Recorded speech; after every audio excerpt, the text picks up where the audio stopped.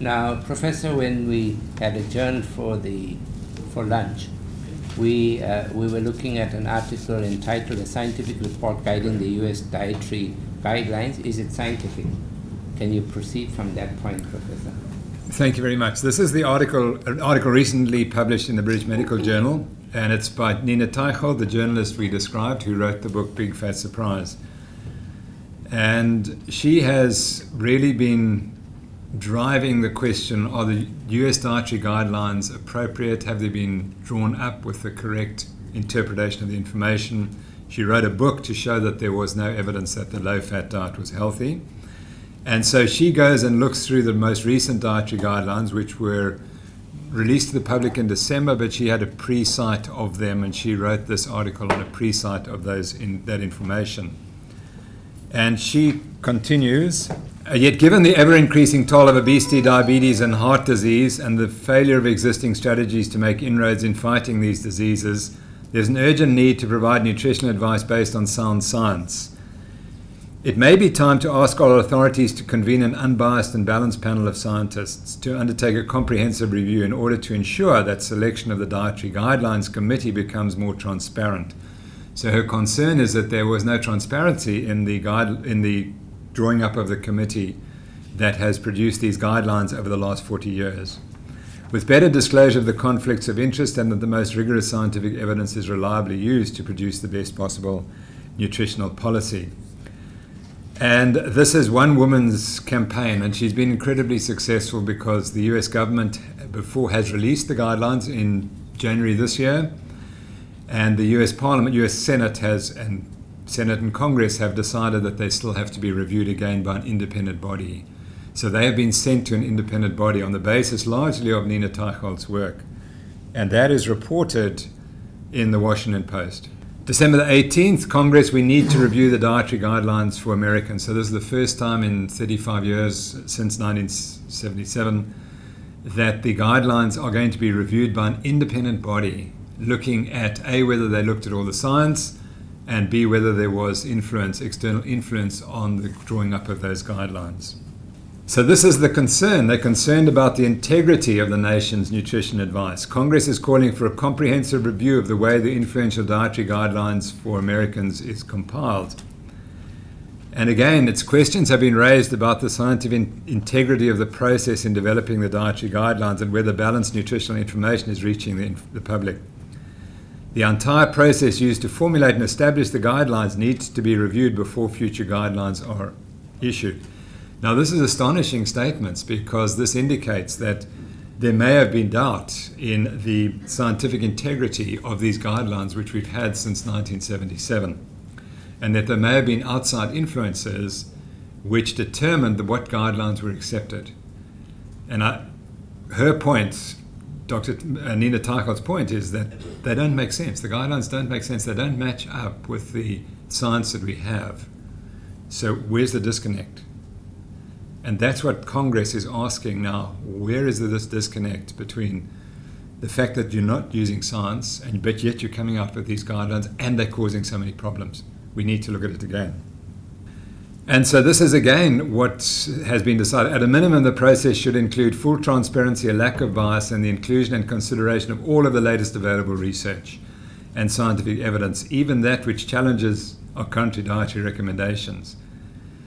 Well, I would have thought that was the first thing you should look at, is that which challenges our current dietary recommendations. This is important because it's the first time Congress has noted there is a problem with the dietary guidelines process. There's a lot of stuff in the guidelines that was right 40 years ago, but that science has disproved. Unfortunately, sometimes the scientific community doesn't like to backtrack, and that's one of the issues. So at this very moment, the dietary guidelines which were released in December last year are in review. They're being reviewed by an independent body. It's largely the work of Nina Teichhold and her writing, largely the work of an independent journalist who has no training in science or in nutrition. And Harvard Medical School and Tufts University, and that is Dr. Darius Mossafarian and Dr. David Ludwig, have published this paper in the Journal of American Medical Association very recently, and this was in January, so it's a month ago. And they have their own complaints and concerns about the dietary guidelines. So these are two people who are amongst the two leading nutrition scientists in the world. And both have a leaning towards reducing carbohydrates. David Ludwig is much more in favor of that than Darius Mozaffarian. But they don't look at the carbohydrate side, they're looking at the fat side in this. And what they're saying is that there's no evidence that we should put a limit on how much fat humans should be eating. So they look at some of the changes in the new dietary guidelines, which remember are being reviewed, and they're looking at things that they find acceptable. There's much that's not acceptable, but these are issues that they find acceptable. A less noticed but more important change was the absence of an upper limit on total fat consumption. Now remember, in the dietary guidelines for children, we were putting a limit on the fat because we were scared they were all going to get heart disease if we ate too much fat as infants. And now these are the two top scientists from Harvard and from Tufts. They're saying, hold on, maybe it's not necessary to limit the fat intake of adults. So if there's no reason to limit the fat intake of adults, why should we make infants limit the fat intake in children, in infants? The DGAC report, that's the Department of Agriculture report, neither listed total fat as a nutrient of concern nor proposed restricting its consumption. So even though the new report is under question, the one thing it didn't say was we must limit total fat. Rather than concluding, reducing total fat, replacing total fat with overall carbohydrates, which is what the dietary guidelines in South Africa are, and which influence the guidelines that we use for our children and infants. So reducing total fat does not lower cardiovascular risk. Dietary advice should put the emphasis on optimizing the types of dietary fat and not reducing total fat. Or limiting total fat was also not recommended for obesity prevention, and that for the reason we've described, that there's no evidence that reducing total fat can aid in weight control. With these quiet statements, the DGAC report reversed nearly 4 decades of nutrition policy that placed priority on reducing total fat consumption throughout the population. So in December 2015, what had been conventional for nearly 4 decades was declared unconventional and incorrect in one fell swoop of the pen. And the answer was, the advice was incorrect. It was conventional, but it was incorrect for 4 decades. And the world has suffered as a consequence because they didn't look at the science. They had a consensus not based on science. And we have paid the price for that. And so we have to be very careful to say what is conventional and what's unconventional, because the change can occur within 24 hours. As it did with the publication of those guidelines. Now, Professor, the DGAC will be the Dietary Guidelines Advisory Committee, will that be correct? That's correct. Thank you for correcting me there. So they say for decades, carbohydrates were considered a foundation of a healthy diet, as evidenced by placement of grain products, including many highly processed items, at the base of the Food Guide Pyramid of 1992. However, by 2005, the dietary guidelines called for restriction of refined grains and added sugars due to growing evidence that refined carbohydrates increase metabolic dysfunction, obesity, and cardiovascular disease. And that is entirely compatible with what we prescribe in both of our books. We want to restrict refined grains and added sugars. That's one of the pillars on which we built our guidelines. The DGAC report highlights that more than 70% of the US population consumes too many refined grain products. Many of these foods enjoy a lingering health halo. And that's my point. We had to health wash them. When we said saturated fat is dangerous, we had to replace it with something, and anything we replaced it became healthy by default. So many of these foods enjoy a lingering health halo, at least a benign reputation, based on years of government guidelines and industry promotion. And that's the programming and the mental conditioning that we've all gone through with these guidelines. Recognizing this widespread misunderstanding, the 2015 DGAC report specifies that consumption of low-fat or non-fat products with high amounts of refined grains and added sugar should be discouraged. And again, that's how we became mentally conditioned to believe that low fat was healthy, without any evidence whatsoever.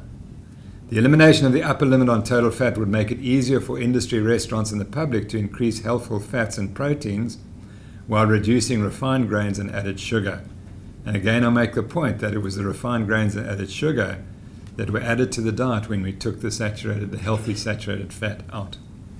And so then they argue that the limit on total fat represents an obstacle to sensible change, promoting harmful low-fat foods, undermining attempts to limit intakes of refined starch and added sugars, and discouraging the restaurant and food industry from providing products higher in healthy fats.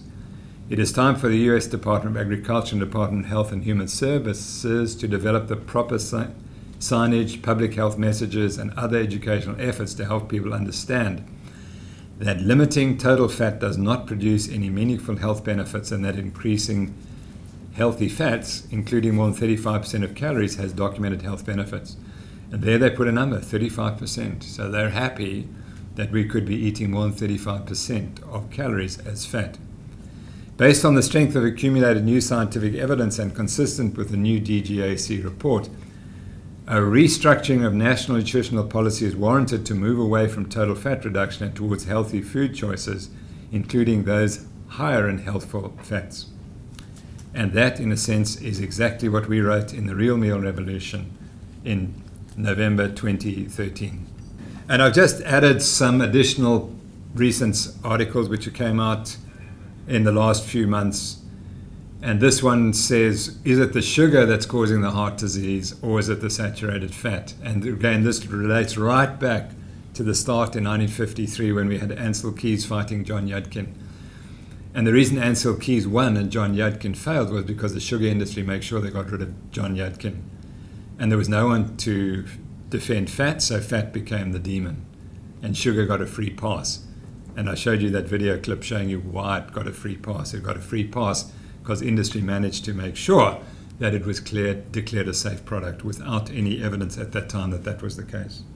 And this just follows the same theme that is becoming more and more repetitious and more boring, I hope, because this just shows that what was conventional is now no longer conventional. This is the new conventional.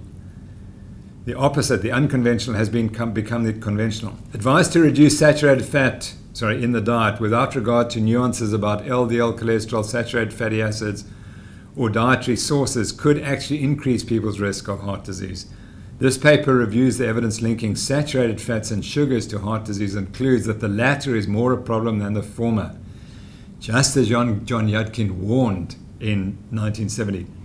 Dietary guidelines should shift away from reducing saturated fats and replacing saturated fats with carbohydrates, specifically when these carbohydrates are refined. To reduce the burden of heart disease, guidelines should focus particularly on reducing intake of concentrated sugars, especially the fructose-containing sugars like sucrose and high fructose corn syrup in the form of ultra-processed foods and beverages. So if we return again to the dietary guidelines for South Africa, published in 2013, let's see what these reflect, and do they reflect this new change? So this is what we conventionally accept. Do these reflect the new change that's happening in thinking in the last 3 years? So the authors, including Professor Forster, state that, however, continued research based on technological developments in methodologies as part of the advancement of science often produce knowledge that will change dietary recommendations. Excellent. Therefore, it's possible that the public could lose confidence in dietary recommendations because they change over time. Interesting point. Probably the public should lose confidence if the dietary recommendations don't change over time, because that would mean that there had been no new science, and that's highly improbable that we knew everything 40 years ago. So, this illustrates the importance that dietary recommendations should be made responsibly and only when there is convincing evidence that the advice will benefit consumers, address public health problems, and cause no harm. So what I think she's saying here is that in a responsible way, she and her colleagues have drawn up what they consider to be guidelines which are based on evidence. And what I've shown is that evidence has now changed. If it was ever there, it's now changed. And it's time to move on. And if we believe this, we have to say that there was no convincing evidence that the dietary guidelines were correct. And it is time for us all to be honest and to move on and to change. And that is what Professor Foster is saying. So according to her own ethical principles, she has to move on. She has to say that the evidence has changed, and we have to move with that evidence. Because our job is to benefit consumers and address public health problems and cause no harm. And these guidelines are causing harm, and we have to change them.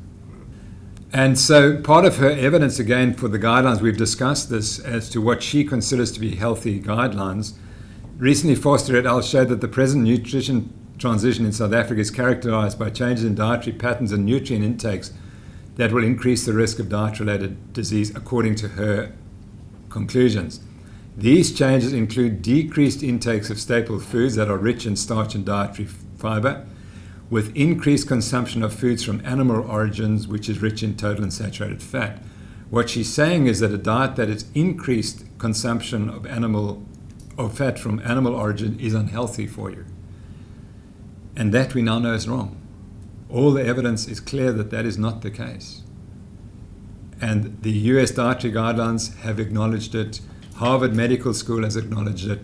So South Africa has now to acknowledge it. We have to revise these guidelines. We have to get independent people looking at them, just as the US Congress is asking. We have to have absolute transparency.